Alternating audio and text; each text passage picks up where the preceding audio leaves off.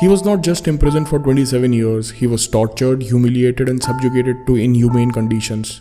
He was able to forgive those who urinated on him, captured him, and those who enslaved and killed his countrymen. How a rebel, an agitator, nonetheless a man, rose to such greatness.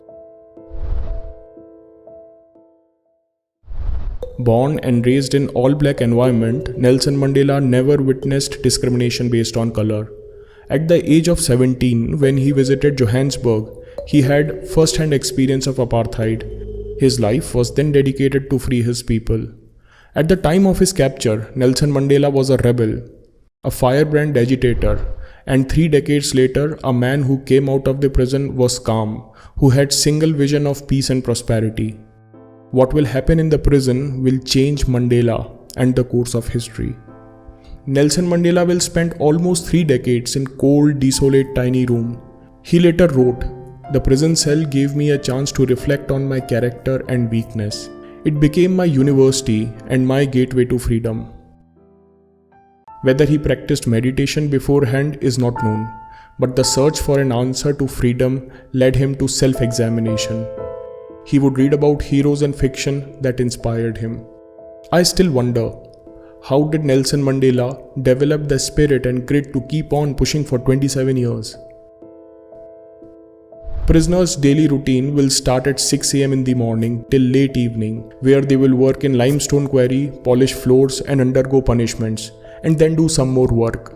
Especially working in limestone quarry was so hard that it would almost make him blind. Punishments were equally agonizing. For example, inmates were routinely made to dig a pit and drop into it. The jailers then urinated on the inmates. Amidst all the physical and emotional hardships, Nelson Mandela would wake up 5 every morning. He would read, meditate, and mentor his fellow inmates whenever he got a chance.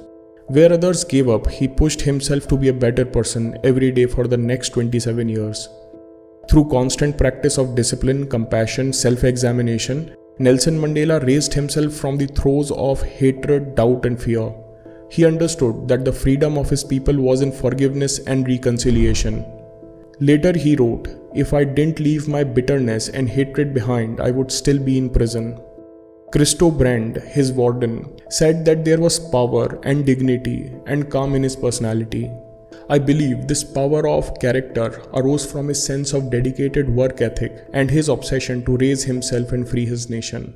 I think the secret of Nelson Mandela is not in his greatness, but in his indomitable spirit. His quote gives away the secret when he writes to his wife, "I'm not a saint unless you think of a saint as a sinner who never stops trying." Nelson Mandela will not stop trying for the rest of his life.